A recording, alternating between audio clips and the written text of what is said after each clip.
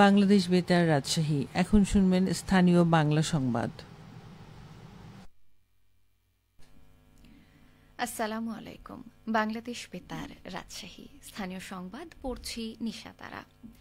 অন্তর্বর্তী সরকারের প্রধান উপদেষ্টা ড মোহাম্মদ ইউনুস আজ বেলা ২:৩০টায় জাতির উদ্দেশ্যে ভাষণ দেবেন। প্রধান উপদেষ্টার প্রেস উইং থেকে এ তথ্য জানানো হয়।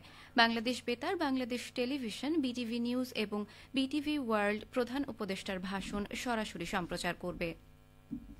নিষিদ্ধ ঘোষিত আওয়ামী লীগের লকডাউনে সাড়া নেই রাজশাহীতে। স্বাভাবিকভাবেই চলছে সকল কার্যক্রম। আওয়ামী লীগকে প্রতিহত করতে গতকাল থেকেই মাঠে নামে জামায়াত শিবিরের নেতাকর্মীরা। রাজশাহী বিশ্ববিদ্যালয়ে সারা রাত জেগে পাহারা দিয়েছেন রাকসুর নেতারা, ফলে আওয়ামী লীগের নেতাকর্মীদের মাঠে দেখা যায়নি। এদিকে গতরাতে বিশেষ অভিযান চালিয়ে রাজশাহীতে ৭ জন আওয়ামী লীগের নেতাকর্মীকে আটক করেছে পুলিশ। রাজশাহী মেট্রোপলিটন পুলিশের মুখপাত্র উপ পুলিশ কমিশনার গাজীউর রহমান জানান, নগরীর বিভিন্ন গুরুত্বপূর্ণ স্থানে পুলিশের বিশেষ চেক বসানো হয়েছে।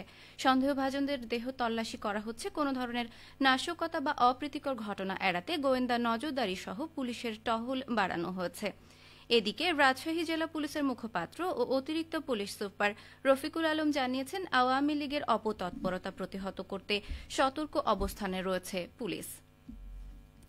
আওয়ামী লীগের লকডাউন সহ যে কোনো ধরনের সহিংসতা, নাশকতা প্রতিরোধে নাটোরে অবস্থান কর্মসূচি ও মোটরসাইকেল শোডাউন করছে বিএনপি ও জামায়াত ইসলামী। আজ সকাল থেকে শহরের মাদ্রাসা মোড়, বড় হরিশপুর বাইপাস, আলাইপুর সহ বিভিন্ন এলাকায় অবস্থান কর্মসূচি পালন করে বিএনপি ও এর অঙ্গ সহযোগী সংগঠনের নেতাকর্মীরা। এছাড়াও বড় হরিশপুর থেকে মোটরসাইকেলে শোডাউন নিয়ে শহরের বিভিন্ন সড়ক প্রদক্ষিণ করে জামায়াত ইসলামীর নেতাকর্মীরা। এ সময় নেতৃবৃন্দ বলেন, আওয়ামী লীগের সন্ত্রাসীরা লকডাউনের নামে মাঠে নামলে তাদের শক্ত হাতে প্রতিহত করা হবে। সন্ত্রাস, চাঁদাবাজ, অপরাধী ও খুনিদের নাটোরে ঠাঁই হবে না।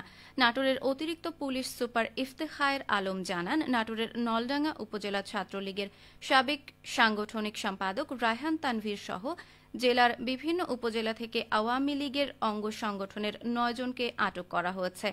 আইনশৃঙ্খলা পরিস্থিতি স্থিতিশীল রয়েছে। কোনো ধরনের নাশকতা, সহিংসতা তৈরির সুযোগ নেই। প্রতিটি উপজেলা সহ জেলার বিভিন্ন পয়েন্টে আইনশৃঙ্খলা বাহিনীর টহল এবং নজরদারি অব্যাহত রয়েছে।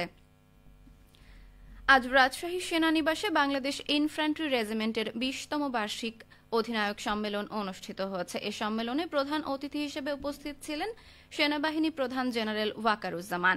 সম্মেলনে সেনাবাহিনী প্রধান উপস্থিত বাংলাদেশ ইনফ্যান্ট্রি রেজিমেন্টের সকল অধিনায়কগণের উদ্দেশ্যে প্রধান অতিথির বক্তব্যে রেজিমেন্টের গৌরবোজ্জ্বল ঐতিহ্য এবং দেশমাতৃকার সেবায় অবদানের কথা উল্লেখ করেন।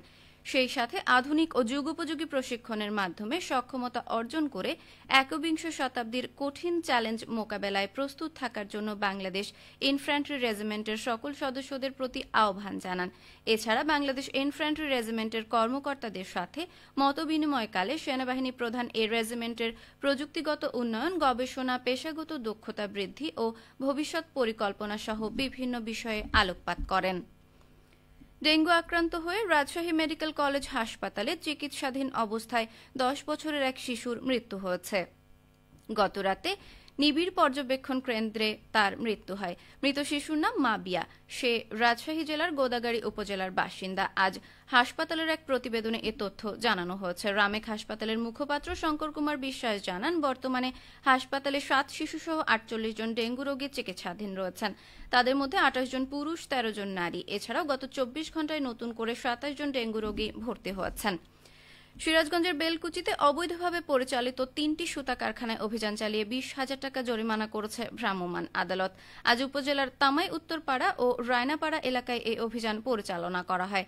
বেলকুচি উপজেলার এক্সিকিউটিভ ম্যাজিস্ট্রেট ও সহকারী কমিশনার ভূমি ইশরাত জাহান এই ভ্রাম্যমাণ আদালত পরিচালনা করেন। পরিবেশ অধিদপ্তর সিরাজগঞ্জের উদ্যোগে এই অভিযান পরিচালনা করা হয়। রাজশাহী জেলায় চলতি মৌসুমে ১৫,১০০ হেক্টর জমিতে সবজি চাষ হয়েছে। উৎপাদনের লক্ষ্যমাত্রা ধরা হয়েছে ৪,৫৩,০০০ মেট্রিক টন। এরই মধ্যে জমি থেকে সবজি তুলে স্থানীয় বাজারের চাহিদা পূরণ করে ঢাকার পাইকারি বাজারগুলোতে প্রেরণ করা হচ্ছে। কৃষকদের উৎসাহিত করতে কৃষি বিভাগ প্রণোদনা হিসেবে ৬,১৬০ জন কৃষকের প্রত্যেকের ২০ শতক জমির জন্য বীজ ও সার প্রদান করেছে। আগাম শীতকালীন সবজি জন্য শিম, ফুলকপি, বাঁধাকপি, টমেটো, পালং শাক সহ চাহিদা সম্পন্ন অন্যান্য সবজির ব্যাপক চাহিদা রয়েছে। কৃষি বিভাগ কৃষকদের উদ্বুদ্ধ করার পাশাপাশি অধিক ফলনের বিষয়ে পরামর্শ দিয়ে আসছে। সবশেষে আবহাওয়া।